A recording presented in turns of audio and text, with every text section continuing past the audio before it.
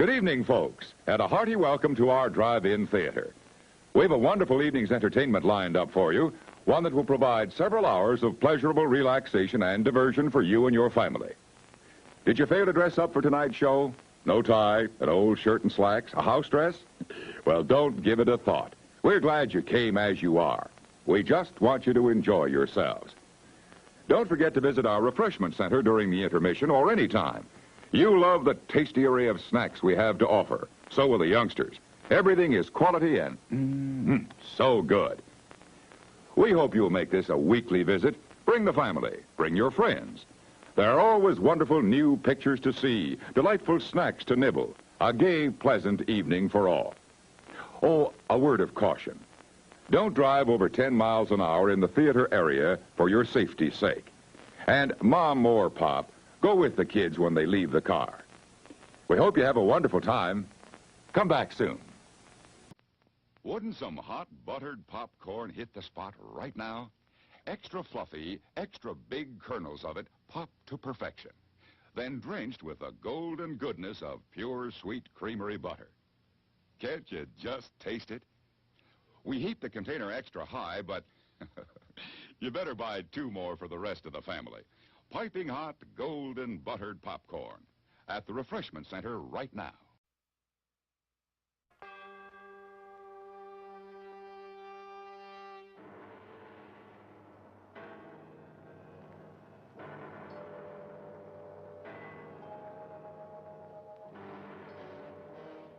With the swiftness of a deadly cosmic ray, the Earth is invaded by indestructible moon monsters. Their ghastly mission, death for all humans.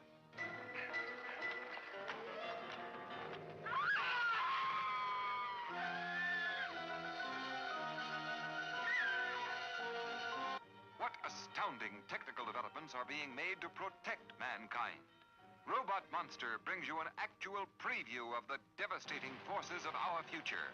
Unsuspected revelations of incredible horrors that will terrify you with their brutal reality. There is no escape from me. Very well. I will recalculate. Your death will be indescribable. Fool humans, there is no escape.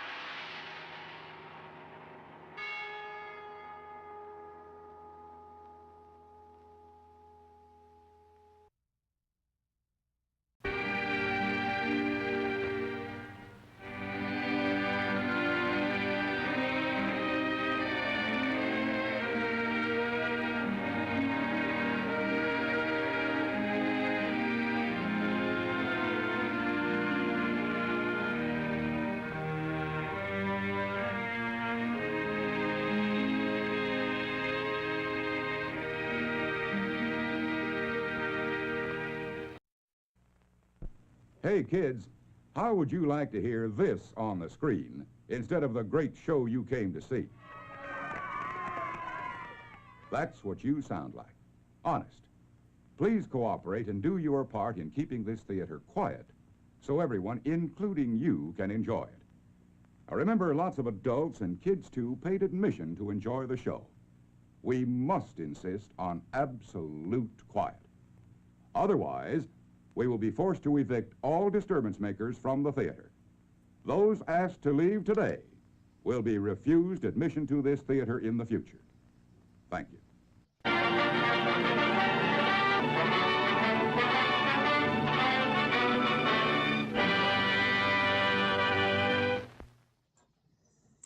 All right, well, hello, people in there. Hello, Expose. Hello, Rex. Good to see you.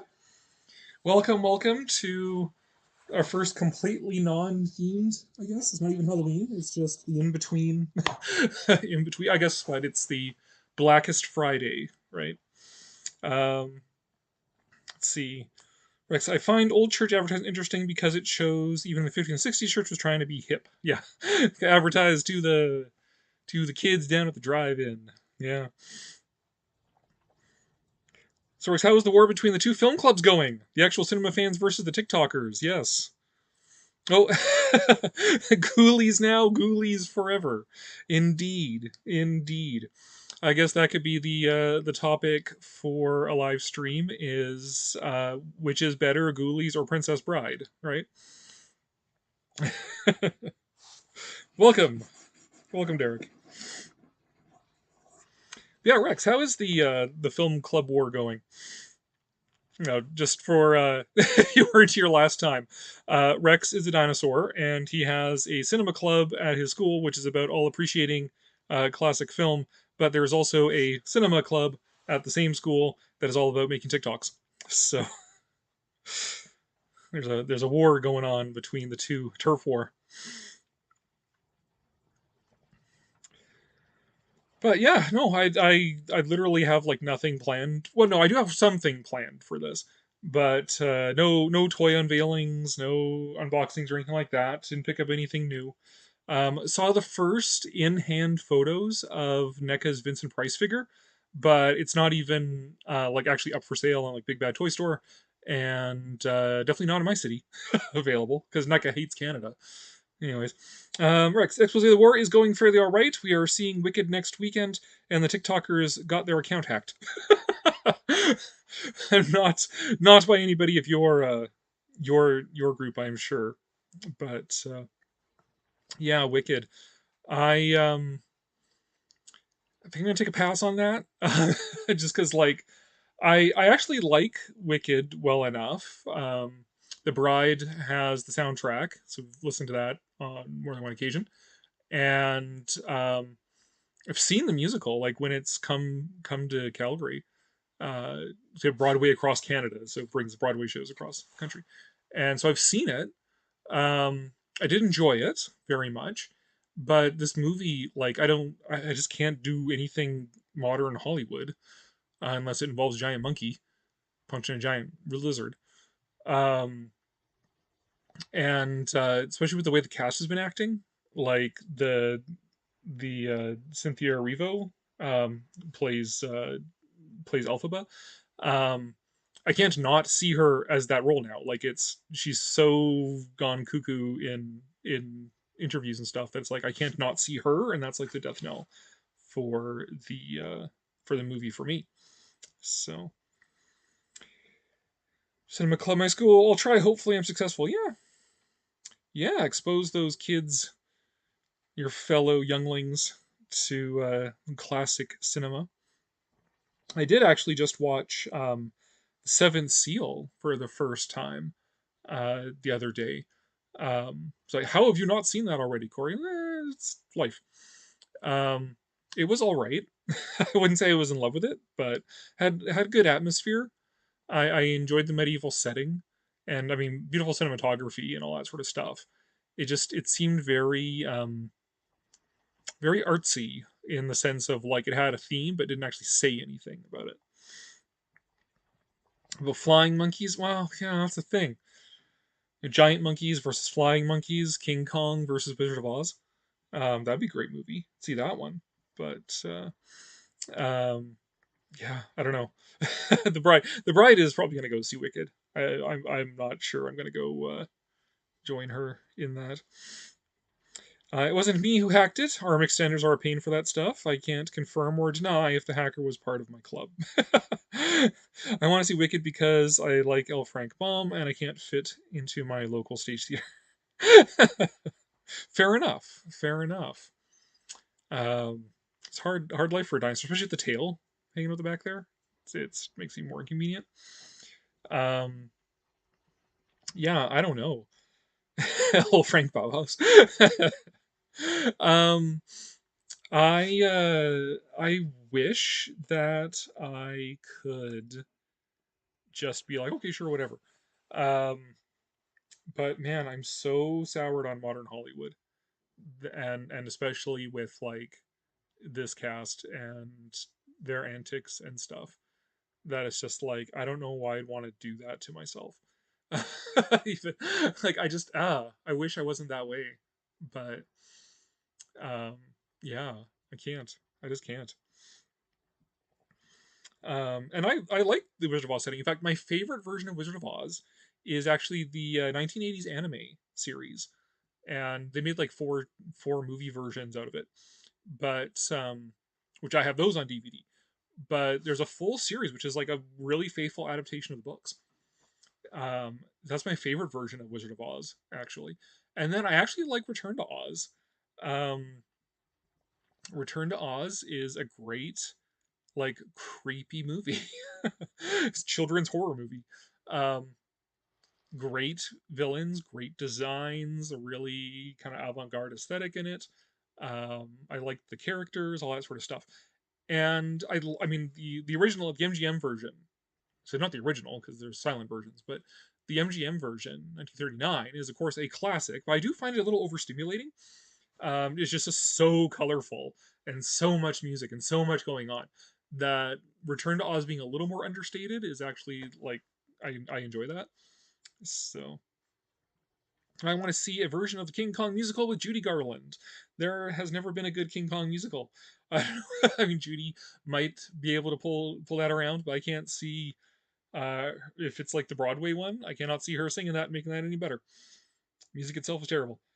The Bride has a soundtrack and the music book and the piano book. The Bride likes Wicked, but not sure about this rendition. Yeah, I've only been able to sit on couches in the way Romans did. Don't cover my eyes. I call it a video game hangout and then give them an education silent films. I was about to ask about Return to Oz. Yeah, yeah. I think Return to Oz is great. I mean, it's not like a masterpiece of cinema or anything, but it as like this sort of like darker gother version of Wizard of Oz. It's great. The wheelies still freak me out to this day. they they're so creepy and it's done so well. And Mombi and the hallway of screaming heads that has traumatized me forever. Um, the Gnome King that just beautiful stop motion animation claymation on that. Yeah, and I really enjoy how the characters look like the Denzel illustrations. So like Jack looks right. TikTok doesn't look like the illustrations, but he has a great design for TikTok. But then like the Tin Woodsman and the Scarecrow and the lion, when you finally meet them, they look like the drawings, right? So I love that part as well. It's the book accuracy with the designs of them. Yeah, it's a little more understated. I enjoy that a little bit more. I can't watch the original too often, though I am disappointed because our national theater chain here in Canada, Cineplex, they do have a classic movie series. Although right now they consider a classic movie is like 70s later, so it's like 70s, 80s, 90s stuff they've been showing lately. Um, I'm surprised they didn't show the original Wizard of Oz with it, around now with Wicked coming out or out now. I'm surprised they didn't show Wizard of Oz because I would have seen that. I would have totally gone to see the original in theaters. Show them cool silent film footage as well. Yeah, I'm mostly able to ignore the problems with modern Hollywood because I think of it as supporting the local non-name brand theater. Yeah, that's the problem. Like I love the theater experience. I love going to movies. I wish we still had like movie palaces in my city as opposed to just like the multiplex. Um, I love that whole experience of it. It's so dependent on there needs to be something I want to see. And the classic movie series was actually doing really well. We were going to movies like once every month, once every 2 months for the classic movie series, but now they've shunted that to like more recent movies, 70s, 80s, 90s. Um, so it's like there's a lot less of those movies I want to see. Whereas like old movies, like 30s, 40s, 50s, like I would see it just to see it. I don't even care what movie it was. I would just go see it. Um, Now it's like, don't really feel a need to see Gremlins in the theater. Um, I was far too young for Return to Oz. Yeah, I love Return to Oz because it traumatized my cousin. Fair enough. Actually, they will probably leave, so I got to think of something else. Did Will Vinton do the effects for the Gnome King? I don't know if he did, but it sure looks like his work. Like Will Vinton claymation has a style to it, and when you watch I mean, you don't even have to watch that much of it. You just have to watch like um, Adventures of Mark Twain and like the Claymation Christmas special, and you can pick up pretty quickly like what the style is, and it sure looks like that style. So it wouldn't surprise me if Will Vinton was involved in it. I shut everything out after the forced electric shock therapy, and after that I was completely dissociated. Yeah. I wish there was a film version of Wizard of Oz with China that wasn't CGI filled. Yeah. Um, yeah, Oz the Great and Powerful was something. It was a CGI barfest. The only part of that I liked was the end, when the final battle. Just 'cause I thought that was really well put together. Um, and then there's like the one moment in there where it's like, oh, this is a Sam Raimi film, like the extreme close up on James Franco. Like, yeah, well, that's Sam Raimi. Um, but the rest of it was just kind of garbage. So, and definitely like Disney be like, what do we got? What can we do? Because Wicked, got the whole thing started with like, oh, let's do revisionist versions of fairy tales. What do we got? Let's turn Alice in Wonderland into a fantasy epic. Let's do all these live action remakes of Disney films. Let's do Oz the Great and Powerful, because Disney doesn't have the rights to Wicked, so they do Oz the Great and Powerful instead. Right? The true story of the Wicked Witch in the West. Start by mocking old movies like Plan 9 and slowly start to introduce actually good old movies. Yes, fair enough. I mean, I did do my whole video on how Plan 9 is almost great. Um, but it's definitely a relatively safe one. Unless you're too emotionally invested in liking it, it's a safe one to show people because it is almost great. So it's really funny, but it's not like boring funny. Like I wouldn't show, despite the trailer that opened up my drive-in here. Like I wouldn't show Robot Monster to a general audience, like a Halloween party or something, because Robot Monster is kind of dull. Like it's bizarre, but it's also kind of dull. Whereas Plan 9 is like a riot. So that's a relatively safe one to show. I live in an era where Gremlins is considered an old movie. You hate that. I hate that. That is a movie from my childhood. Like, no, 20 years ago was the 80s, okay? So, I like Gremlins, but Gremlins is not an old film. Yeah. I don't know if he animated it, but I heard he did some concept art. Yeah. Oz the Great and Powerful got on my nerves. Once again, it was based on public domain books, but really just riffing on the MGM movie. Yeah.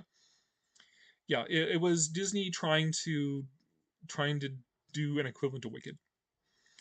And now that Wicked is actually out, like the real Wicked, I'm like, no, I can't. If they didn't have such weirdos in the cast, and the cast weren't going all over social media crying um, and complaining about fans photoshopping posters and stuff, then it would be different. But I don't know. It sucks. I hate that I can't like anything. Oh, I wish I could just uncritically accept whatever slop. But I can't. I see too much, man. And I'm terminally online, so I can't help it. Um, which the solution is get offline, right? But yeah, no, I can't. Like, I just can't. And I hope this era of like um, Hollywood being weirdos who are doing the best that they can do to sabotage their own films comes to an end like pretty quickly, hopefully. This Wicked, like this was already in production over the last like what 3 years would have been. So right at the height of nonsense and shenanigans and chicanery. So still going to take a little bit of time to filter out the nonsense, but I don't even know if Hollywood's capable of not being nonsense at the moment. Half my family's older than Gremlins. Then again, my family's more Native American than actually. Well, yeah, you got roots in here going all the way back to the Jurassic. Oh, it's great and powerful. Great idea, terrible execution. Yeah. That thing you like is problematic, and you should feel bad for enjoying it. Yep. See, I'm not even totally safe with old movies because, like, I've said this in videos before that I'm reasonably certain that Bela Lugosi and Boris Karloff are not going to rise from the grave and tell me that I'm a racist for liking something or not liking something or whatever.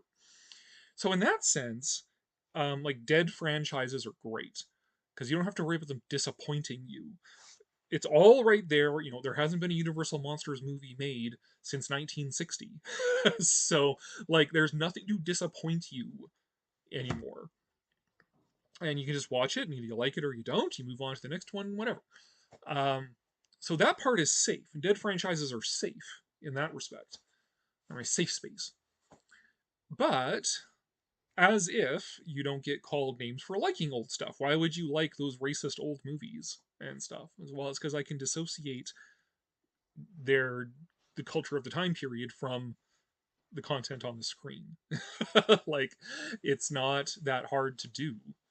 And like, ironically enough, like, being a Christian, like, that's second nature. You have to do that as a Christian if you want to consume any media over my entire lifetime. Because, like, no media is, except for like shitty Christian movies, um no media is fully embracing my value system. Even the stuff I grew up with, like He-Man and Transformers and GI Joe, that's all the myth of redemptive violence. Like, read Walter Wink, The Myth of Redemptive Violence, the idea that salvation comes through superior force, superior violence, and if we just kill all the evil people, then we'll have peace. That's called the myth of redemptive violence. And like, that's all the cartoons I grew up with as a kid. So as a Christian, I've always had to dissociate the media I consume from my actual value system. So it's amazing to me that all of these people who are avowedly anti-religious anyways, they can't do that. They're actually more close-minded about that, and their secular religion of wokeness, or whatever you want to call it, is makes them incapable of just being able to dissociate their value system from the quality of the media they're consuming. But I will say that at least the Universal Monster stuff, like, yeah, it's old. It's of a time period where there wasn't a whole lot of, like, Jim Crow laws were still in effect and stuff, right? So yeah, in that respect, I get it. But it's like, also, at least it's closer to my worldview in terms of, like, it's not modern horror where it's um it's blood and gore and guts and cosmic nihilism and that sort of thing. The Universal Monsters at least are closer to my belief system in terms of, like, it's the horror that God does exist. Um, so I got that going for it, and I just dissociate the racist stuff. Like, it's not a big problem. It's not that hard to do. But then again, I guess I take it for granted because as a Christian, I've had to do that my entire life with everything I have consumed. So there's even I will even say Marilyn Manson's first album is okay. As a Christian, I can say that it's got good songs on it. I just dissociate the content in terms of, like, yeah, he's bashing my religion, okay, but still got good beats, right? And now I have to dissociate. Shocking that the Satanist would all be, like, an unsavory character, anyways. But I said I actually know a Satanist that we get along with really well. so, so Tracy, love you. But yeah. Anyways, where was I? Right. Okay. So, where's the chat? Rex. Fun fact: if certain celebrities anger you, know that you can deliver live ducks to their houses, as their addresses are usually public. I may or may not have done this. Okay, I gotta know, Rex. What celebrities may or may not have received live ducks? I almost got in trouble for watching King Kong during lunch because of the blackface. You know,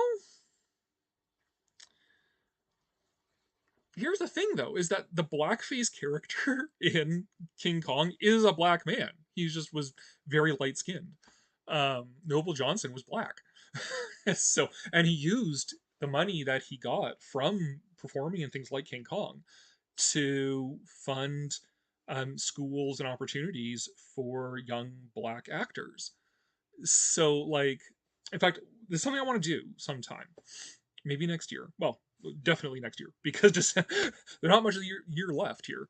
Um, I would love to do a video on the black actors in King Kong and just who were these people that are just mostly nameless extras, but who are they? And what else were they in? Because, like, I find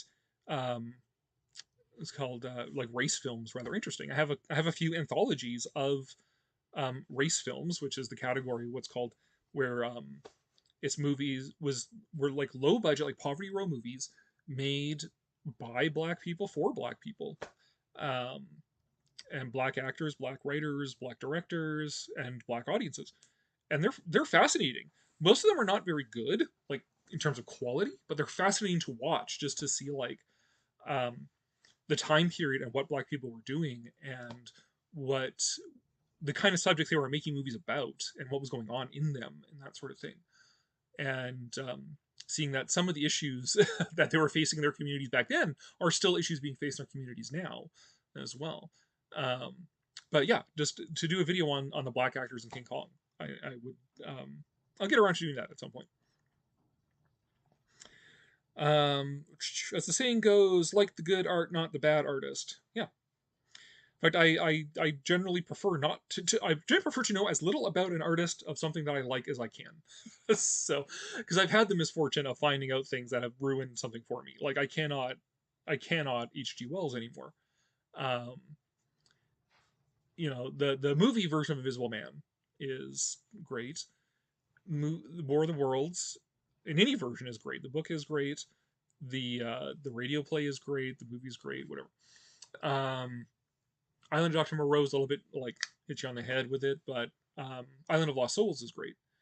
But God, like H.G. Wells was such an odious, horrible little man, and like I don't like him as a person. Um, Whereas like someone like Jules Verne, I like him a lot more as a person. I would rather hang out with Jules Verne than H.G. Wells. But to be fair, H.G. Wells wouldn't want to hang out with me either. So the President, Taylor Swift, Mariah Carey, Harvey Weinstein. Unfortunately, I was too late to send OJ the ducks. That's a lot of ducks that you've been sending around. Noble Johnson is a super interesting actor, and it sucks that he is not well remembered today. Granted, he did not have many large parts, but still, yeah. And that's something that I actually resent about some of the current political climate around black actors and films they were in, like the 30s and stuff like that, 30s and 40s. I think the most egregious example is James Baskett, because James Baskett is the first male black actor to receive an Oscar. And what did he receive an Oscar for? Song of the South, a movie that if you are interested enough to find it online, you can. But nobody's releasing it, whatever. So it's like you can't officially see this movie. Disney has washed their hands. They're trying to erase any mention of it. Its mere existence, like down to like taking Zippity Doo Dah off of the freaking musical, the background music at Disneyland. They have a face song, the Splash Mountain. They've gotten rid of everything. It's like this movie didn't exist as far as Disney's concerned. Even though Disney has like worse movies you can watch on Disney Plus right now. Like, sorry, Aristocats, Peter Pan are way more racist than Song of the South. But Song of the South is the one with the reputation and the controversy surrounding it. But as a consequence of that, now we have lost the performance of the first black male actor to receive an Oscar. And in fact, a special Oscar because black actors couldn't qualify for the Best Actor Oscar at the time. Like they weren't allowed to, segregation and racist laws. So, Disney petitions and gets Baskett this Oscar 2 years after the movie comes out, finally. And like not very long before he died. And now you can't even watch the performance anymore. So it's just like that is such a shame, and that is such a loss to history, like just even cinema history, right? I mean, Sidney Poitier is great and all, but like James Baskett was the pioneer, and you can't see that. Noble Johnson as well, right? Because he had these background roles, and he just kind of played like generic ethnic character in them because he was so fair skinned. But yeah, it's just these racist people get lost because people are so averse to what they perceive as the racism in the films they were in, which is really unfair to the actors. I made the mistake of learning about the life of Claude Debussy. He was so scandalous the Parisian art scene shunned him. Yeah. What's your opinion on the time machine? H.G. Wells reminded of one of my uncles. Time Machine's a fine movie. See, yeah, like the big five H.G. Wells scientific romances. Right? So, War of the Worlds, The Time Machine, Island of Dr. Moreau, The Invisible Man, and First Men in the Moon. They're all great novels. Right? They're all well written novels. They're great novels. They made great movies out of them as well. Um, just everything else, like oh god, like uh, Things to Come is horrible. It's horrific because like it's H.G. Wells outlining his plan for a totalitarian regime to save the planet. And I mean, to his credit, at least I suppose, in the book version, he actually like outlines that this fascist regime that he supports wages a war and eliminates like the world's religions. Goes on a war against Christians, war against Muslims, Jews, Buddhists, Hindus, and eliminates them violently. And it's like, that's well, at least he said it. Because a lot of utopian fantasies are like, well, things suck now, and then there's like World War III, and then utopia. And so like, they don't talk in Star Trek about how they got to this secular utopia, um, where only aliens are allowed to have religions. Um, at least H.G. Wells said it. He said the quiet part out loud. It involves a violent eradication of religion. But it doesn't mean I enjoy it. It doesn't mean I enjoy reading it or enjoy watching it. So, um, but yeah. Anyways, point is though, yeah, Time Machine, great book, great movie. That's the more recent movie with what's his face, Jeremy Irons in his decline. um, Not so great, but yeah, and you could do like a good version of the Time Machine now, and in fact add like go back, have spend a little bit of time going back in time to like Roman Londinium and to see some dinosaurs before going forward in time. Right, those would be some neat scenes to put in a modern version of it. But I can separate art from the artist provided they haven't acted like turds to me personally. Yeah. I try for the most part, except when I can't anymore because I just think like this is sour little H.G. Wells's crapping on everything and everyone, or this is Cynthia Erivo being a weirdo or whatever. When I can't not, when I can't separate that anymore, that's yeah, unfortunate. How do you even get that many ducks, Rex? To be fair, Song of the South is just okay. Peter Pan is good, great even, and the Aristocats was fine. There was a quality difference. Um, yeah, Peter Pan is great except for that one scene. And that scene is like horrifically more racist than anything in Song of the South. Um, I'm gonna disagree with you on Song of the South though. I think Song of the South is one of the best movies of that time period. So 1940s Disney, war years Disney. Right? I think Three Caballeros is amazing. Ichabod and Mr. Toad is fantastic. And I have a soft spot for Melody Time. I really enjoy Melody Time. I wouldn't say it's like higher, but like Song of the South, I think is actually like probably the single best movie of that time period. As like just a good wholesome family movie. I Three Caballeros is amazing. It's an amazing piece of art, and just insane as well. But if you're like wholesome family entertainment, then Song of the South I think is the best. I think the animated segments are the equal to anything else from that time period, if not better than. Great characters in it. Um, I think. See, I take opposite view, and I have the privilege of doing this because as a Canadian, I'm more distant from the subject matter. But like, it's a 1940s movie made at the height of Jim Crow, where you have this broken white family. The mother and the father are estranged, and so you have this lonely boy. And who does he become friends with? He becomes friends with the black kid. and he finds this father figure in Uncle Remus, and gets this beautiful advice and guidance and whatnot from Uncle Remus. And it's like, holy crap, like this movie was progressive in its time.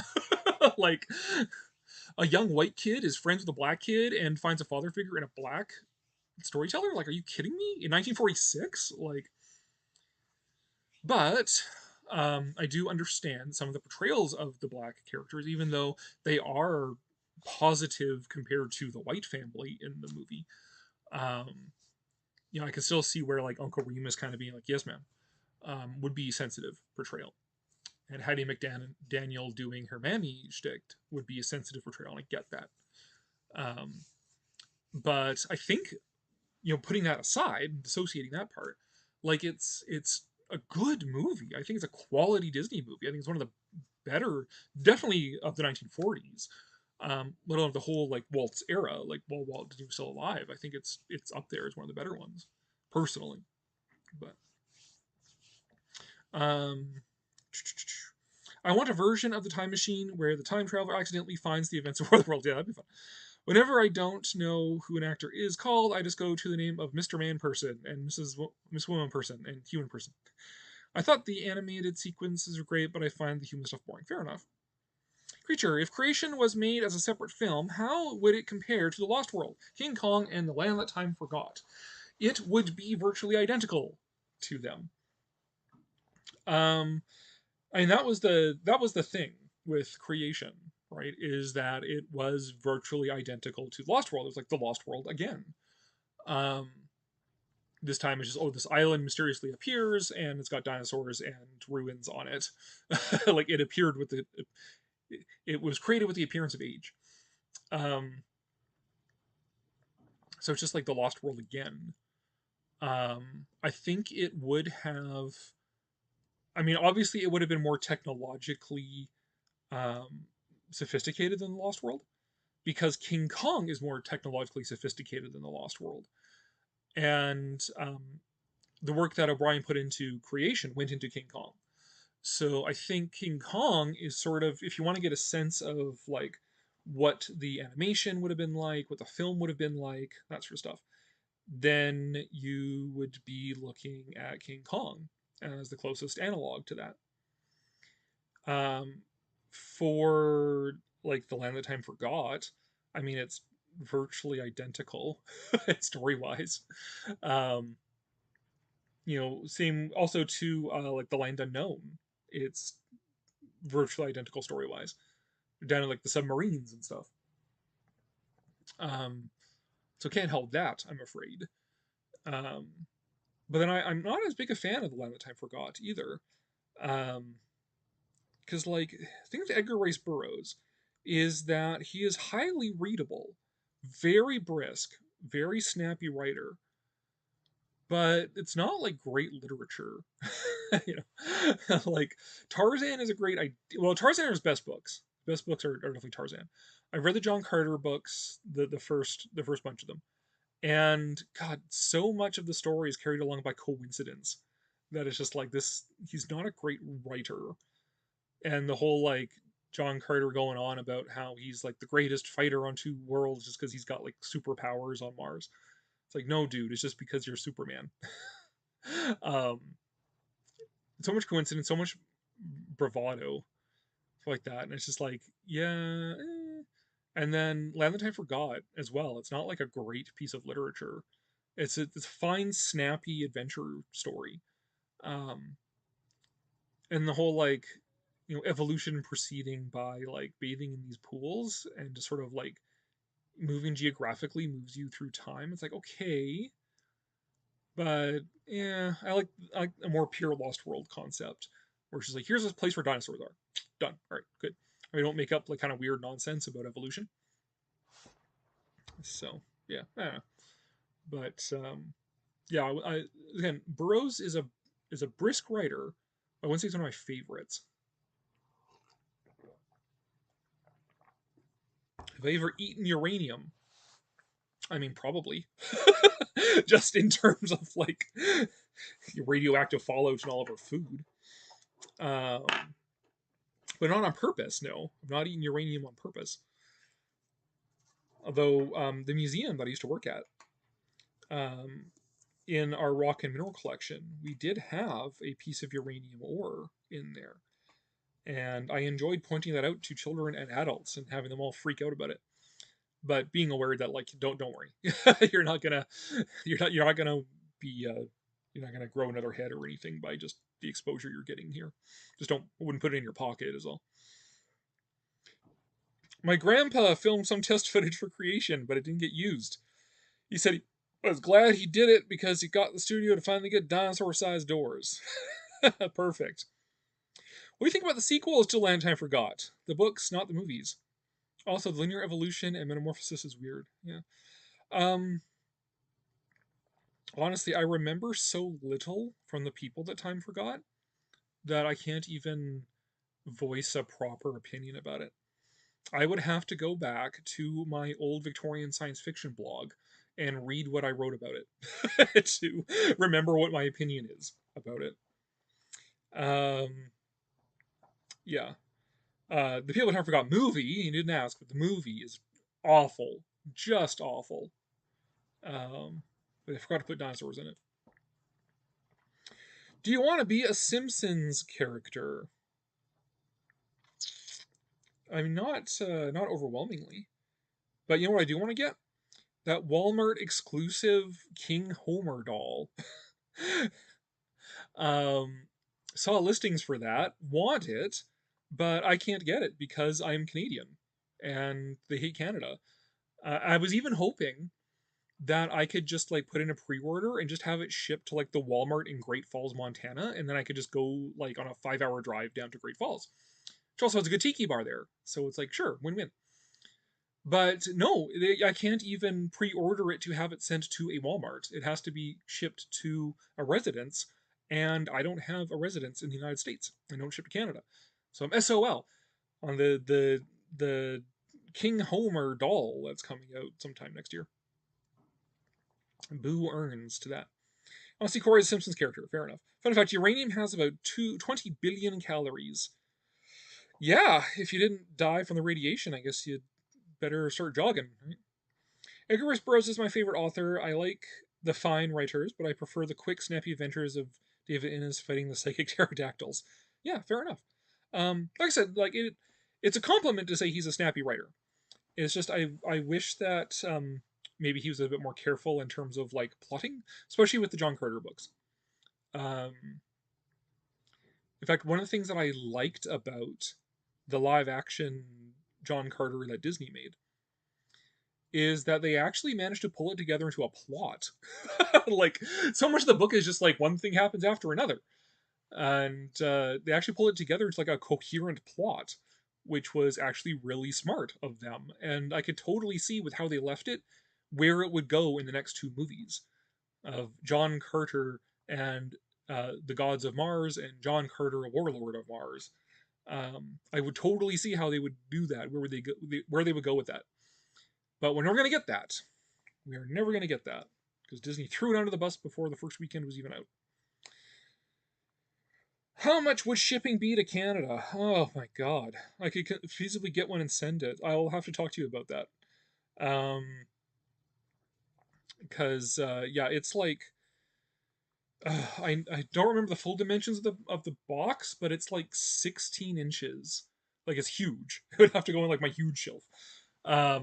Although I'm gonna by the time it comes out, I'll be in a new place. Spoilers, but yeah, it's not a small package. That is for sure. Um, so yeah, I'd have to talk to you about that and try to figure that out. Um, but I mean, the two options that I would have otherwise would be well, three options I guess with eBay, but um, would be that there is a service here locally that they have a like a warehouse in Montana, and you can use that as your residential address, have things shipped to there, and then they bring it across the border. You go pick it up from their office, and then it's like a fees associated with that. That's an option. Getting around to doing that, or just wait for it to be released and then just check on the website and see if there are any in Great Falls and just go for a drive down to Great Falls when it comes out. Those would be sort of my options, that or eBay. But yeah, maybe I'll talk to you about that at some point. My great uncle ate uranium once. He moved to Japan and got a job as a stunt double at Toho. Nice. Good for him. It's good things come from weirdest ways. The John Carter books are kind of weird, but still better than his westerns. I can imagine. I'm reading the Pellucidar series right now. I bought the entire series at one bookstore I was talking about in the Halloween live stream. Yeah. Those Mahars are crazy. Yeah. My favorite tribe in the series are the Sagoths, though. My Lost World environment story with King Kong is more realistic than Caspak, despite taking inspiration from the trilogy. Cool. The Pellucidar series is what got me back into reading non-comic books for a while during the late elementary and early middle school, where I stopped. It's hard with eyes on the side of my head. Well, no, wait, don't T-Rexes have a certain amount of binocular vision? I thought they did. I'd have to look it up, but I'm pretty sure they do. Because they're predators, so it would be really helpful to have binocular vision.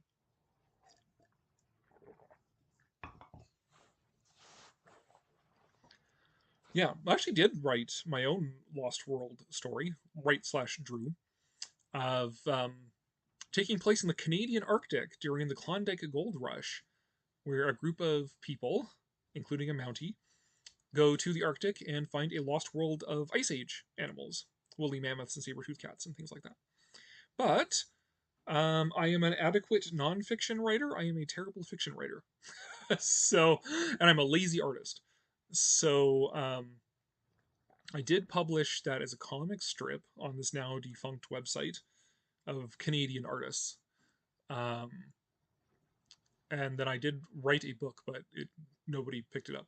I stopped bothering shopping it around. So we all have our favorite little version of the Lost World we want to write, right? The books that got me back into reading was Jules Verne and Wells, which we were just talking about Wells before. Yeah. Well, I mean, I think I mentioned before that I haven't updated it in a bit, Victorian science fiction blog. Let me actually, I'll put it in the chat.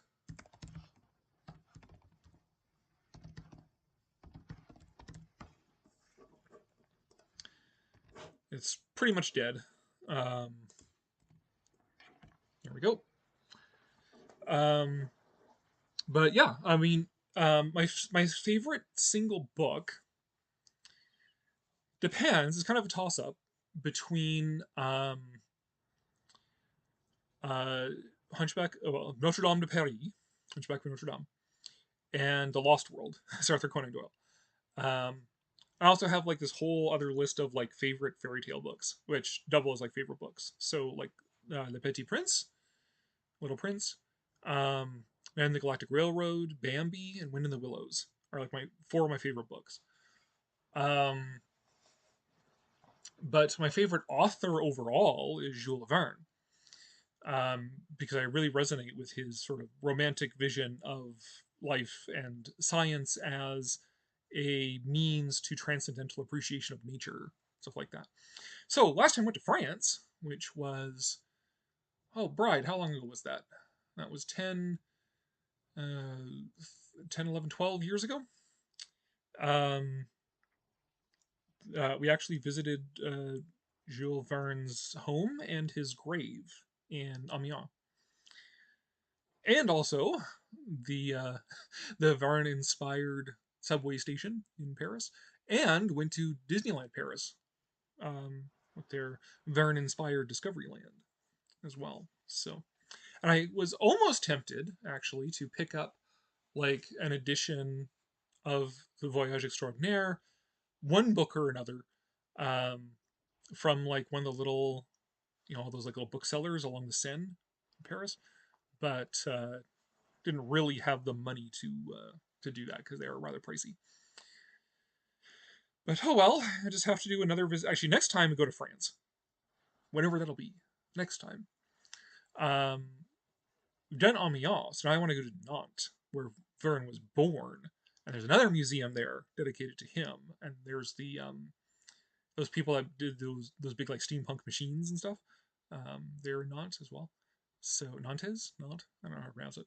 Um, but yeah, we get the full meal deal of all the Verne stuff there.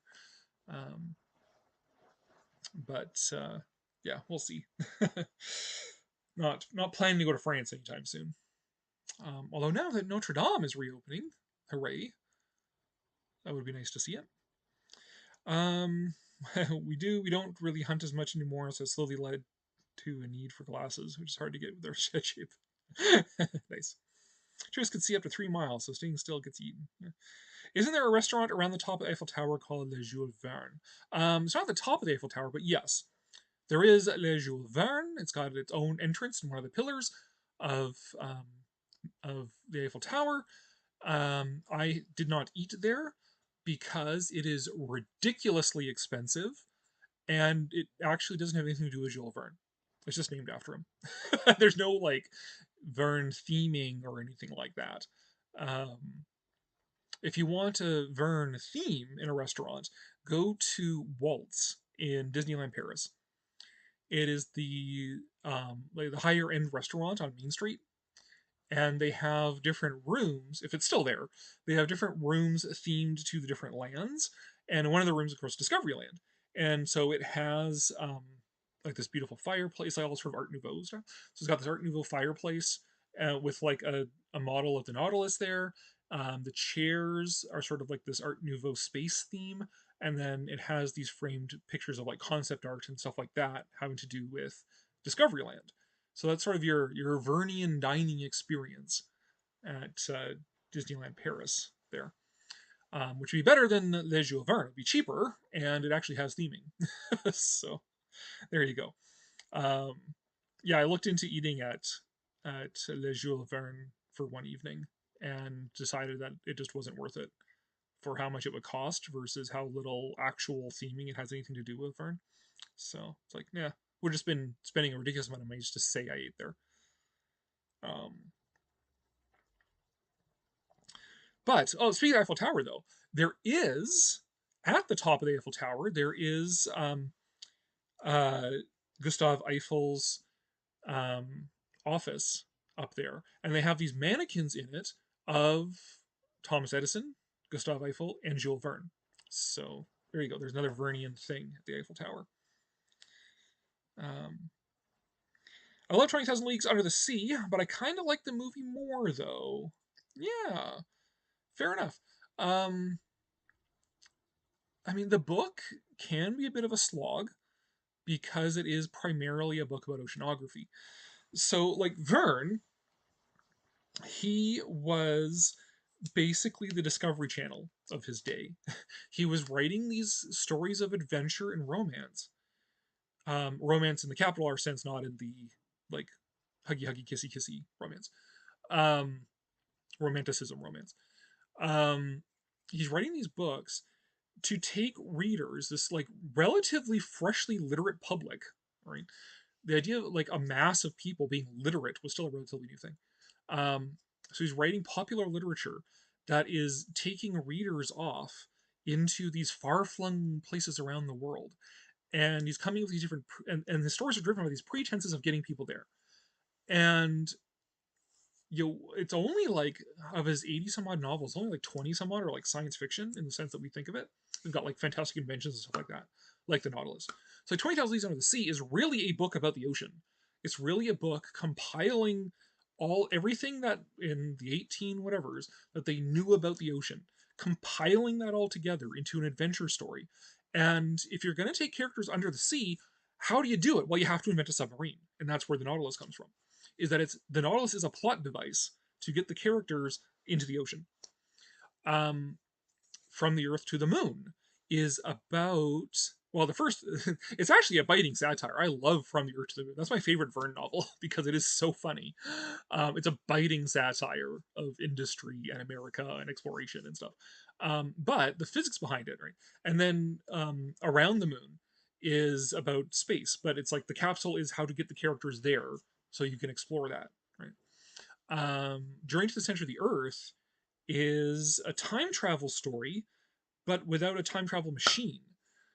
the characters are literally going back in time as they go down through geologic strata.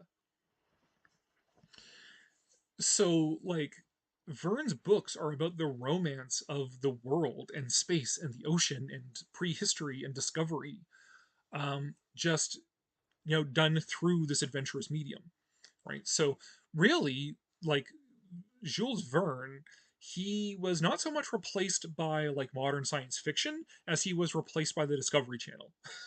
Like the Discovery Channel is where we go for that stuff now, like to watch documentaries about animals and beautiful places around the world, stuff like that. That's who really replaced Jules Verne.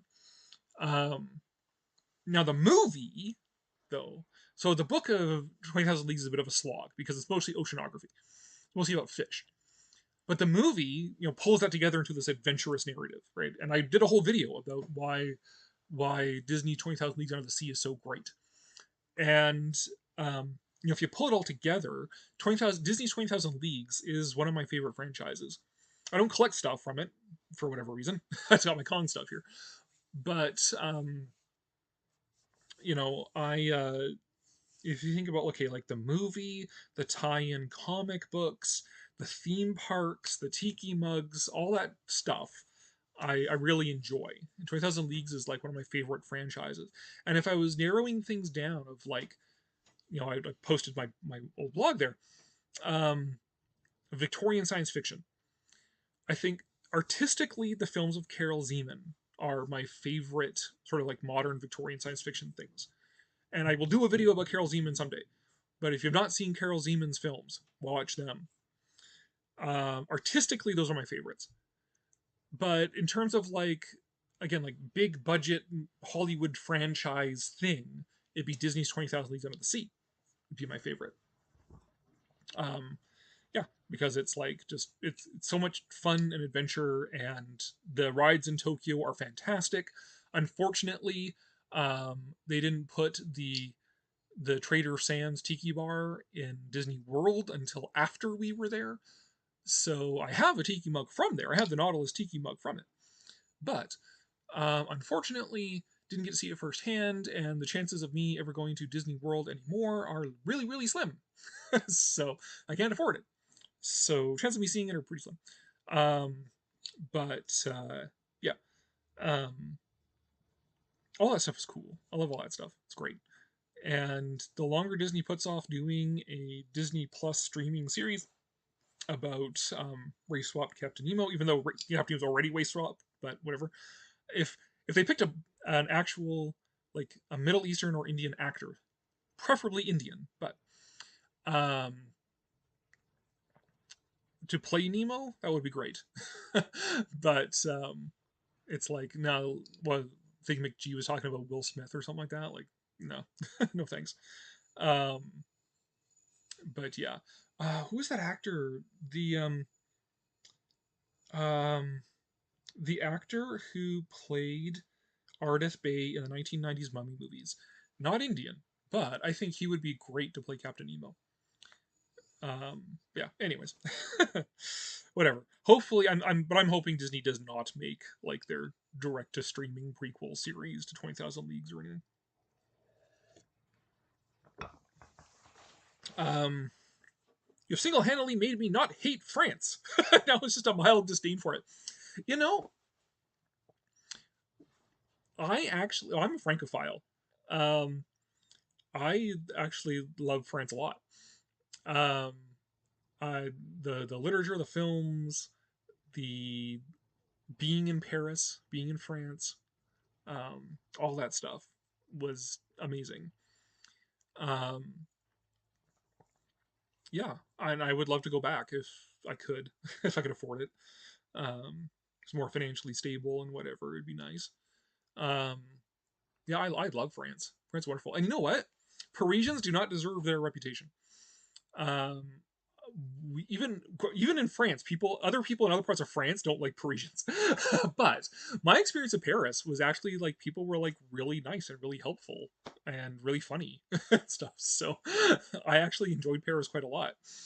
Um, and then yeah, that's where like Verne is from, and Disneyland Paris is really interesting, um, because it's like Disney really trying to play up the fact that so many of those fairy tales and stories they adapted come from France.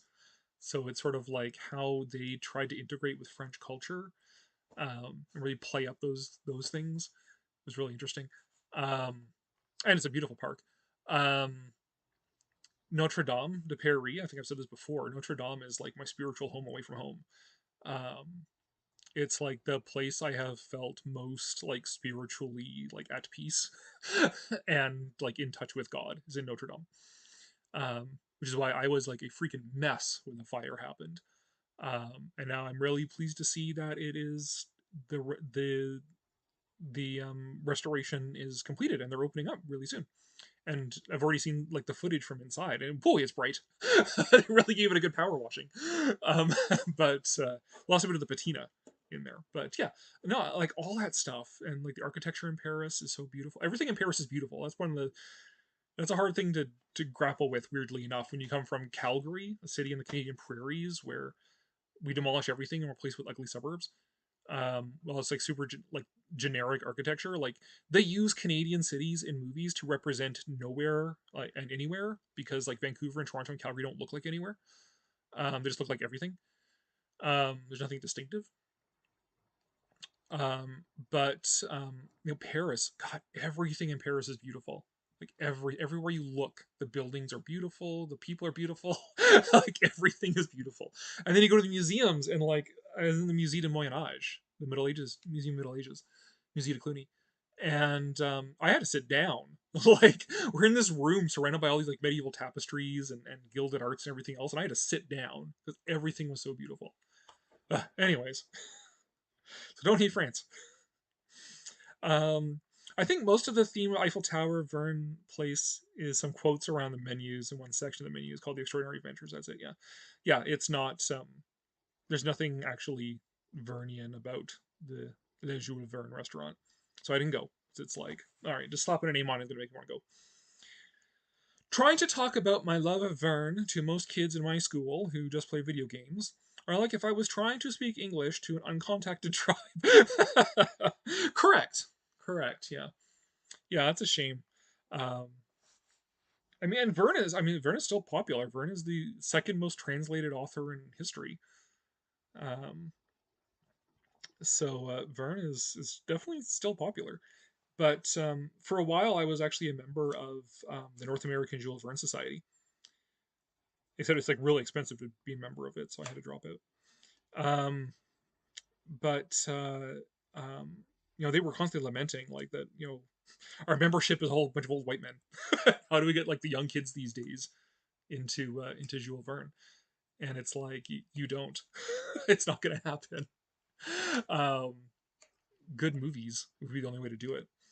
Um, no, you have to put in the work to introduce people. It's like converting to a religion. You have to put in the work with each individual person to entrance them with Verne. There's no quick fix.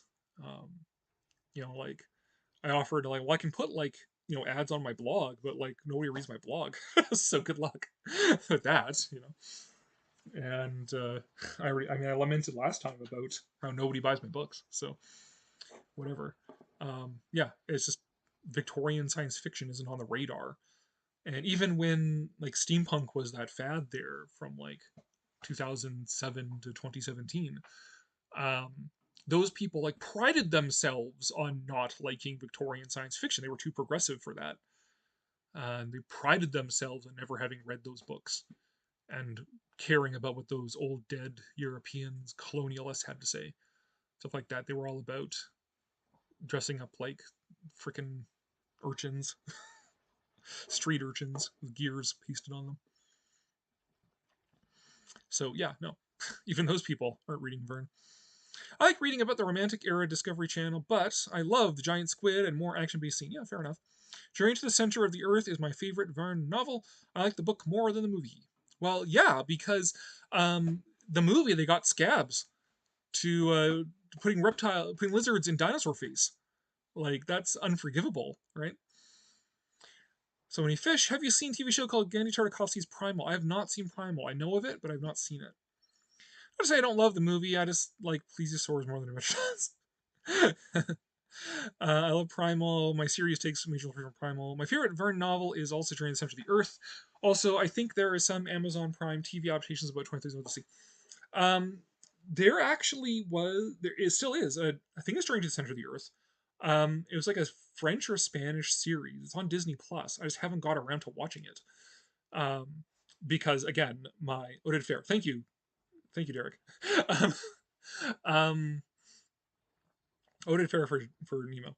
Um, yeah, it's sitting on Disney Plus. It's just again, I'm so like just whatever. Haven't got around to watching it. My watch list is all things that I mean to watch, but never actually get around to watching. Um, but that said, I mean, it's not actually made by Disney, so it might actually be okay. I don't know. Um, and if it's Spanish, I did enjoy the Ministry of Time, which is a Spanish show. So Primal is my only real claim to fame so far. Spear was modeled after me. Normally cousins would do it, but they knew I love Samurai Jack, and he got me the gig. My stripes and color match fangs. Cool. I would get into acting, but Hollywood is discriminatory against vampire squids. Yeah. I'm a bit worried that it's what it says about my physique that they made Fang female. I didn't know force you to break your wrist. I have no bones, so I don't even deal with bones. My prehistoric animals are more scientifically accurate. Same goes for primitive humans, indigenous tribes, and early hominids. Yeah, well, like my Lost World story about Ice Age animals, I did try and make that as scientifically accurate and plausible as possible, right down to like characters not knowing what an animal was because it hadn't actually been found yet by when I placed the story. So like Territorns, for example, they just describe as like this giant bird because Territorns weren't actually discovered and named until like 1909, and my story took place like 1896. So I tried to even keep it like that accurate. Like there's certain allowances you need to make for a Lost World story, but otherwise trying to keep it as like accurate and didactic as possible. I choose it to teach. Maybe I'll revisit it now that I've actually written like, well, yeah, right, I will. Now I've actually written like a nonfiction book about the Ice Age. It'd be fun to revisit my story and try and improve it, and really work at fixing it, um, and improving as a fiction writer. But that said, I still need to do my second edition of my nonfiction book, and I'm super lazy. So that's not happening anytime soon. So me rewriting my fiction book is definitely not happening anytime soon. More of my friends have seen 30,000 Leagues Under the Sea than 20,000 Leagues Under the Sea. Well, you got to get on that. Classic movie group. Come on. 20,000 Leagues. Show it. I will even do, if you want to like have like a pre or post discussion and have me live stream in, I'll do that. There is a subreddit about Jules Verne. Also, maybe adding some characters from Verne's books into Fortnite might make them actually read Jules Verne. Jules Verne Fortnite would make me play Fortnite. I would start playing Fortnite if they did that. From what I understood, Irwin Allen wanted to use stop motion puppets for the Lost World, a la the Animal World segment, but Cleopatra sucked up all of Fox's film's other budget. Yeah, I could see that. I haven't heard that story, but that wouldn't surprise me. Release the Cory Lost World cut. Oh, I don't know. Like my Lost World story. Yeah. Um, yeah. Otherwise, I mean, there's good versions of the Lost World out there. Flicker Alley, it's got the Blu-ray version out there now. So, and it only burns me up a little bit that nobody's asked me to do like a um, like audio commentary on the Lost World either. It's like I'm only like one of the world experts on the movie, but alas. And Roy Pilot, God bless his work, but man, that's a hard that is a hard audio commentary to listen to. But yeah, whatever. I have to live with the fact that nobody values what I do. So I'm forcing some of my friends to watch it. It's a lot easier when you have banana-sized teeth. Yes. Watch it or else. Snarl. Yep. I'm down with that. I get that for sure. Um, almost got it all together. Sorry, I just noticed that my my Godzilla light went out. yeah, no. Show 20,000 Leagues and have your discussion about it and what it is and why it's so great and how important it was for the Disney studio and what Vern's work was with the original novel and all that sort of stuff. And I'm serious. If you want to like have like a streamed in conversation about it with your group, I'm more than happy to do that. I have no idea how I'd react to Jules Verne Fortnite. Well, the thing is, Jules Verne Fortnite would just be sort of like generic steampunk stuff, but with Verne character names. So you'd have like a steampunk looking Phileas Fogg in his like balloon slash zeppelin with like bombs and bazookas and whatever. You'd have the Nautilus. You'd have the steampunk Nemo with all of his stuff. You'd have like Rober the Conqueror, just with his flying machine. And you'd have all that stuff.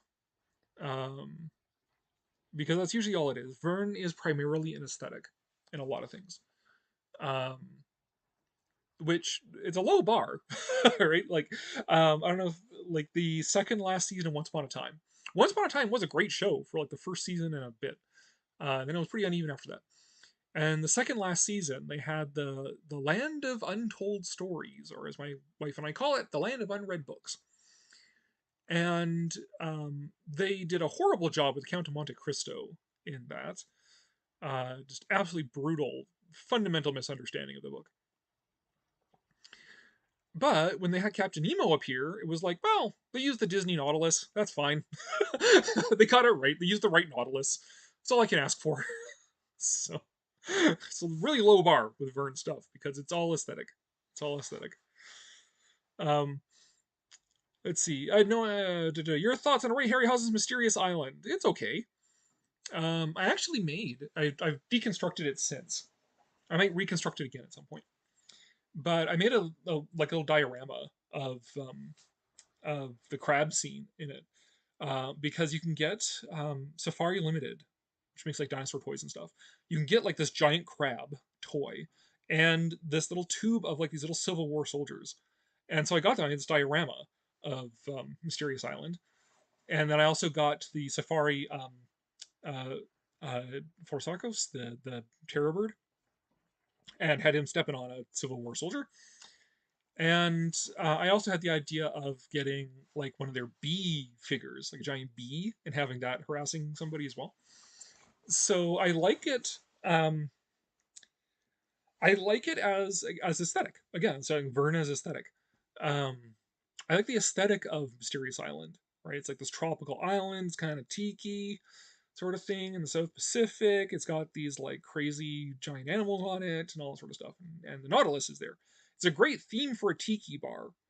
And I have played with the idea of like, if I could have a home tiki bar, would I do like Mysterious Island? Like it's a tiki bar on Mysterious Island and have like the Verne sort of stuff in it.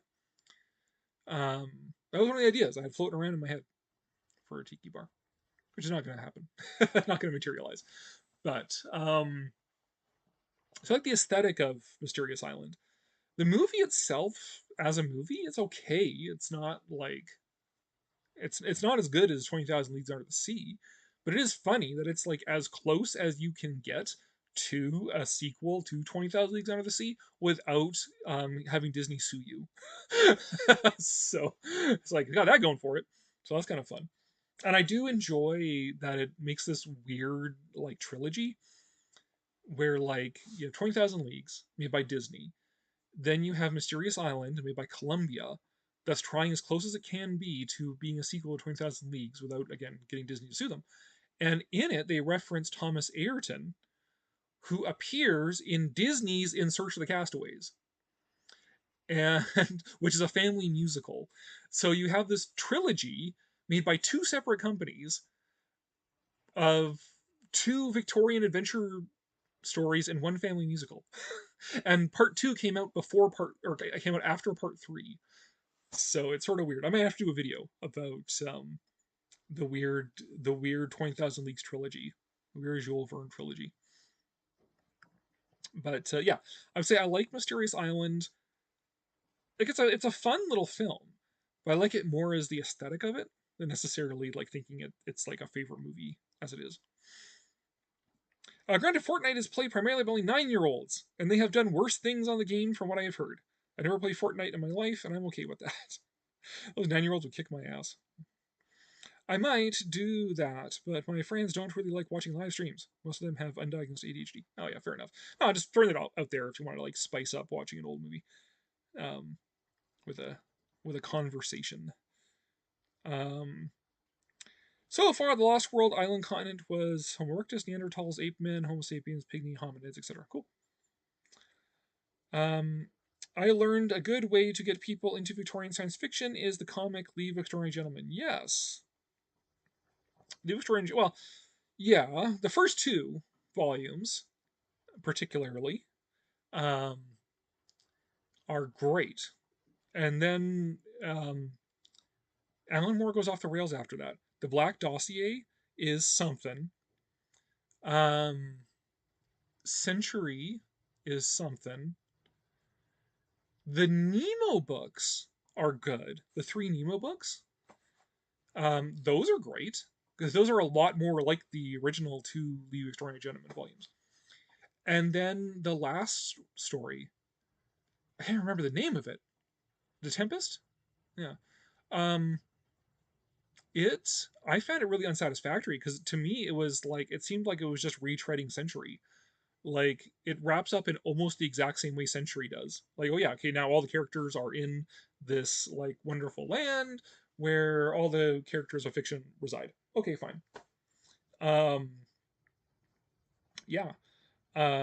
So it seemed a bit like Alan Moore kind of being a bit of a hypocrite and how he complains about mainstream comics and how they're so repetitive and whatever else. Like, dude, did you not notice that you basically just copied the previous ending of League of Extraordinary Gentlemen?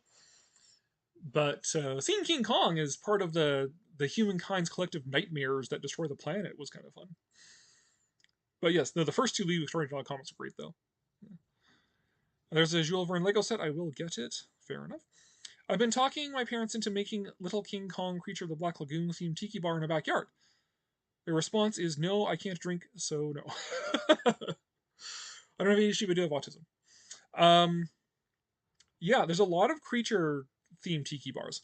The Creature from the Black Lagoon is very popular in the tiki scene, for sure. King Kong, not as much. The sort of letting the cat out of the bag a little bit. The bride and I are going to be moving the next few months, and our place we're going to be going into, the basement. I think we've negotiated this is going to be sort of the tiki space, um, but not really like a full on tiki bar, like full bamboo and everything else, because that's not even really our aesthetic. I enjoy it, but it's like ours is more sort of gonna be towards like sort of um, like colonial style, right? So some bamboo and wicker and things like that, but more of like the dark wood colonial sort of style, especially like the bamboo furniture. Um, sort of like what you would see at like Pier 1 imports, like that kind of style. Um, and then I think I've negotiated this. Um, one part of it is going to be where my Kong stuff is. So it'll have I'm going to find a display case and hopefully expand the space that the Kongs have.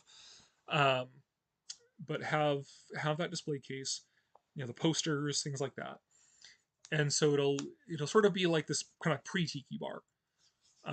Though it doesn't have a bar in it, doesn't have a wet bar in it, alas. But sort of like pre-tiki kind of thing. So like more like 1920s, 30s, 40s kind of thing, as opposed to like the post World War II tiki, which is what you think of as tiki, thatch roofs and things like that. And then King Kong is going to be kind of just by default a big part of that because that's where the collection's going. And then hopefully, this will all work out, have a computer station across from the Kongs so that when I do at least videos for that, you'll see like the Kongs all behind me in the room. And then I'm going to have another separate office studio space. I'll have the rest of the toys like these guys, stuff like that. But we'll see. We'll see how all that pans out. We've got a lot of work to do. Yeah, to get that place to where we need it to be. And the bride is just like, What are your plans? This is the first time you're actually telling me about this. Favorite thing from The Extraordinary Gentleman is just searching the wiki and seeing Antichrist when searching Harry Potter. Yeah. Harry Potter as the Antichrist. Yep. That was funny for the audacity of it. But I find it kind of interesting, just in terms of like, you have Harry Potter as the Antichrist, and you have Mary Poppins as sort of the divine figure in it, with this sort of implicit statement in there about how Alan Moore doesn't like Harry Potter because it's this sort of like stodgy the stodgy Britishness of it, even though the Britishness of it is what everybody loves about it. But the sort of the quaint mid-century Englishness of it. He doesn't like that. Okay, and he thinks it's all derivative and it's got like this kind of crappy magic system and all that sort of stuff. And it was like, and then he puts Mary Poppins as like this contrast to that. But it's like, dude, okay, the first Mary Poppins book is great. The ones after that are like horrible. They're bad. They're poorly written. They're derivative. They're mean spirited. Like Mary Poppins is a horrible person. Like, and I still have the first Mary Poppins book, but I got rid of the other ones. So I'm like, these are terrible books. They're not even well written. Like, they're so derivative. And then again, P.L. Travers is also a horrible person. Like, she was an awful person. And she is one of the few cases where I'm like, I'm actually glad that the Faceless Corporation took this work away from the author and put their own stamp on it. Because she was such a horrible person. But yeah, so it's just sort of like, it's kind of weird what like Alan Moore thinks is like bad literature versus good literature. It's just like, okay. But I mean, the audacity of Harry Potter being the Antichrist is funny, though. My room is split into a few sections: Tiki Drive-In, comics, general sci-fi, dinosaurs, and my nest. Nice. I really hope that the book talkers try not to take down classic literature. Granted, they already are. Yeah. Book talkers, is that like sort of like the like TikTok people who read books and review them, and they're trying to like get rid of classic literature because it's all by old white men, that kind of thing?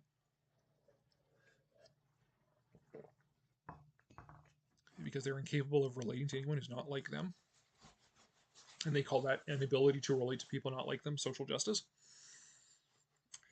Ooh, getting spicy again. We're hour and a half in. Getting politically spicier. I've tried not to get too politically spicy because I don't want my channel to become like one of those channels where they just complain about media all the time and we're anti-woke and whatever. But I don't know. I get comfortable with you guys. You're teasing the political hot takes out of me. The cultures of primitive humans, indigenous tribes, and early hominids are inspired by various cultures before colonized and converted to other religions. Yeah. Cool. Yeah, I had trouble with that when writing my book, because in my story, one of the characters is Inuit, which is treading. See, it's like you're kind of damned if you do, damned if you don't. If you do, then you get criticized for cultural appropriation and inaccurate portrayal and all that sort of stuff. But if you do, or if you don't, then it's racist for not having people of color in there. And if you make them flawless, then that's the noble savage. But if you make them flawed, then that's racist. So it's just like, oh my god. And that's just the Inuit character, let alone like having sort of like pre-Clovis peoples in this Lost World. And how do you represent that carefully? How do you represent sort of pre-Clovis indigenous people and that culture, stuff like that? So it's sort of, yeah, it's it's a minefield. But no, it's a bunch of people reading horrible romantic fantasy and won't read anything else because of not being inappropriate enough. Okay, sure. Yeah, I don't know. I I don't get along well with a lot of online spaces, anyways, because I am a very disagreeable person on the personality type stuff. And 5 personality traits, I think I rank quite highly in disagreeableness. Um, don't play well with others. Don't get along with dumb bullshit in a lot of groups. Which is why I don't hang out in online tiki circles particularly much. And online media circle, like there's like most of my Facebook scrolling, actually bride. Most of my Facebook scrolling is actually me just blocking pages. It's like I don't need to see this, don't need to see that, whatever. There's certain things that suck me in. I get all disagreeable, but I don't need arm extenders. No, you got tentacles. You can like. Oh, it's the thing. You can't go like that, but you can get a whole bunch of tentacles while doing each individual thing, right? I happen to live near Cherokee historical areas in the Great Smoky Mountains. Cool.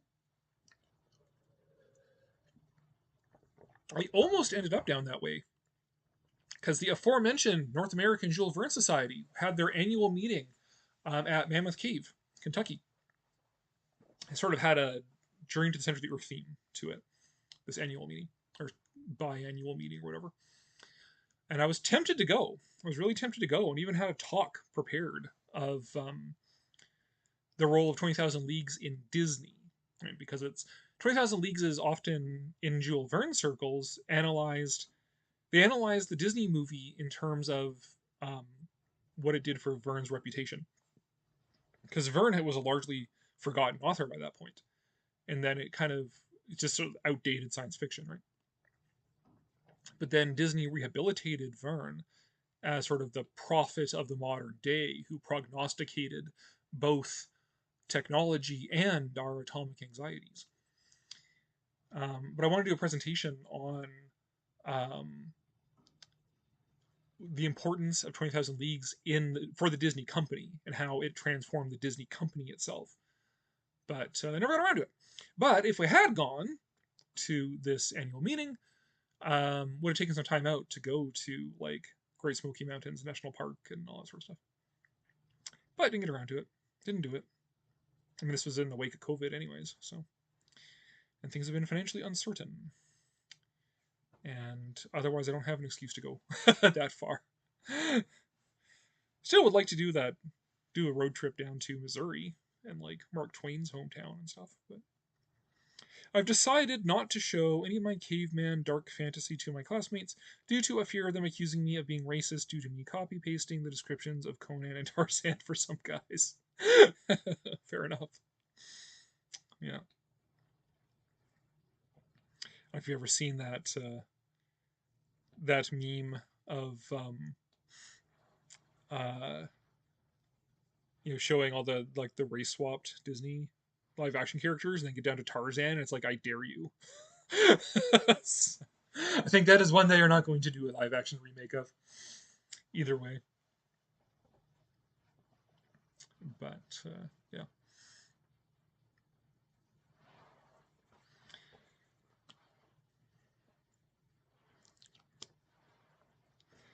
Oh, I'm out of here. An hour and a half already. Conversation dying down a little bit, which is fine. Since we didn't start with a topic to begin with, although this ended up not being any different from the usual live streams, going all over the place. Even if I did have a topic, we'd be going all over the place anyways. So, that'd be hilarious, although a live action remake with Opar would be cool. Yeah, that is, if you've ever seen, I think I've referenced it before, but if you get a chance to see it somehow or other, the Disney Legend of Tarzan TV series, because they did a TV series, half-hour cartoon show, and in that they actually pull in Opar, they pull in Pellucidar, they pull in a lot of stuff from the Burroughs novels. It was actually a lot of fun. I enjoyed it. The animation was terrible, but the stuff they pulled in was actually really fun. Oh, night, Derek. We'll hopefully see you again on the live stream. Imagine if the crew of Join Us Center the Earth actually went to the core of the Earth and died because of the heat. Yeah. Yeah. Well, I mean, oh my god. Godzilla X Kong. They totally lost the plot with the Hollow Earth. I mean, GXK, they did pull it around a bit just with how insane it was. But like, in fact, we just watched Godzilla King of the Monsters recently, and yeah, they explicitly say that the Hollow Earth is a series of tunnels through the crust of the Earth, which is a lot more credible than literally the center of the planet. And they go through like a warp gate to get there, and then Godzilla burns a hole to the center of the Earth, and Godzilla and Kong roar at each other across 4,000 kilometers. Like, okay. But yeah, ordered a physical copy of it, waiting for its arrival. Nice. Yeah, I'm at the point too with Vern. Like I've read like a whole bunch of like the public domain stuff on like Project Gutenberg, but those are all like the kind of crappy Victorian translations. So I've been like getting like decent translations of the books.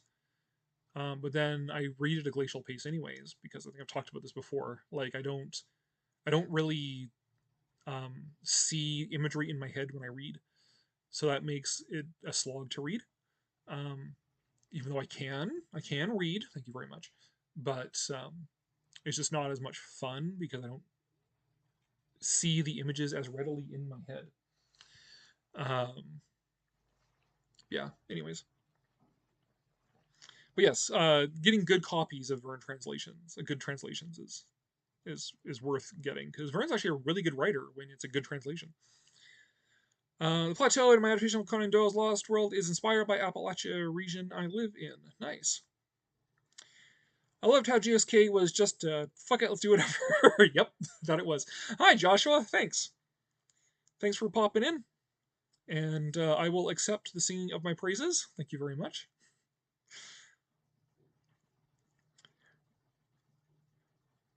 Well, yeah, GSK was, it was so insane, it's hard not to enjoy it. It's not a great movie, but I liked it a lot more than Godzilla vs. Kong, that's for sure. So, plus got my boy Scar King, who is up. Boop, there he is, right up there. Scar King, right there. And now I have to get that freaking. Did you guys see that Playmates made a One Eye figure and a Drowned Viper as well, which is the stupidest name for something, but so now I got to get like the one eye guy. I wasn't even really gonna like collect the Playmates ones. The Scar King is just a stand-in for when Haya finally gets around to making one. But it's like, oh well, there we go. Now they got One Eye. I guess I'm collecting Playmates monkeys. I'd love to see the cast during Century Earth accidentally dug into Pellucidar and met Tarzan. That sounds like a big story gentleman-ish kind of thing to have happen. Screw it, 3 monkeys, and the baby will be used as a weapon. Yes, oh my god. In fact, I forget if it was it just the second time I saw it? Where, like, I just about died because I was really paying attention to all of Suko's, like, squawks and squeals, little monkey noises. That's what died. Just all this going around. It's like, ha. But yes, I just see that figure, but I don't really collect figures. Yeah, fair enough. I'm hoping they get up here. In fact, actually, even like the last wave of figures didn't really get up here. Like I've never seen like the Tiamat figure in person. Not that I would buy it, but stuff's slow to get to Canada, man. And I pop into Walmart and hope that I see it, but not really. Never really do. But yeah, I guess I gotta get One Eye because so I collect the monkey. So there you go. I want there to be a Playmates Kong where Suko is an accessory designed for Kong to toss around. Yeah. if you took a hairdryer to a Kong figure, you probably could make the hand flexible enough to get Zuko in there. That's how I got this Kong right here, where he's holding the plane. I got him holding the plane just by taking a hairdryer to his hand to make it flexible enough to get the plane in there. You could probably do that with a Playmates figure too. Although it is harder plastic. Like the NECA's figures are a little more rubbery. But I think the hands on the Playmates ones are a bit rubbery because you got like the axe you got to get in and out, right? So should work. I don't actually have a Kong, like a Playmates Kong, because I've got like good Kong figures, so I don't have a Playmates Kong. But yeah, if I did, I'd have to test that out. Let's see. I almost bought a Tiamat figure, but it never came in my local Target. I love snake monsters. Yeah. I mean, I don't care about Tiamat because that was like Godzilla's fight. I want to get the one eye. I'm tempted to get the Drowned Viper because it was something that Kong fought, but I'm not. I don't know. I don't think I'll see them ever. So whatever. But I definitely want to get one eye. Because more monkeys. More monkeys is great.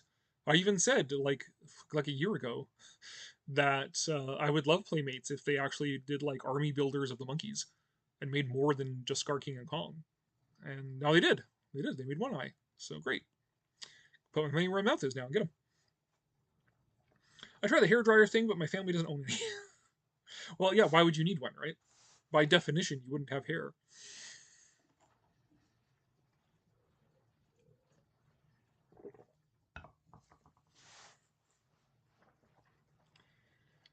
All right, well, I've lost 2 lights now, because that light went off at some point as well.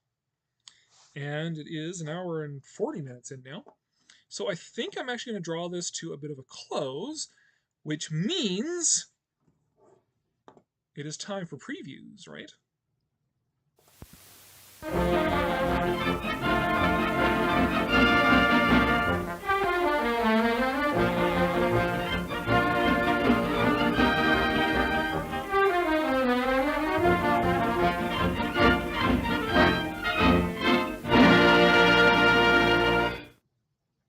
So I actually have a preview of the video that is queued up and ready to go.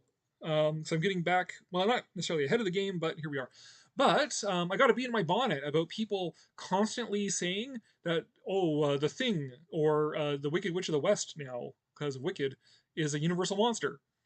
So I made a video about what actually are and aren't universal monster movies, which nobody's going to watch, nobody's going to listen to. But anyways, that got that bee in my bonnet. So I'm going to do that. That video is queued up and ready to go next week. And then, of course, the live stream next month is going to be the Holly Jolly Christmas live stream. Of course it is, because it's Christmas time. So not that it really means any different from what we usually do. It just means it's Christmas. Hooray. So there we go. But, theme, whatever, Christmas time. The monsters already have their tree up, in fact. Right there. There you go. Creature's internet is breaking up. So good time, good thing that we're ending. So, thanks for popping in, guys. As always, it was a pleasure.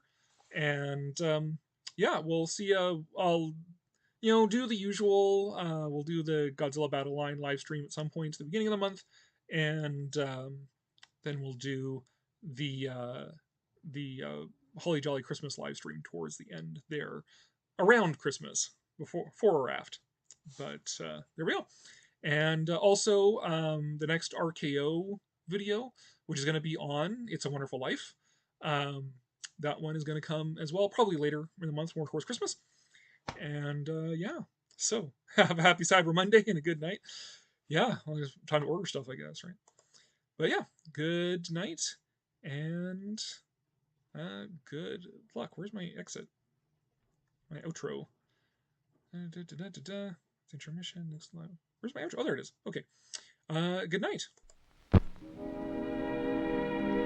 And now, folks, it's time to say goodnight.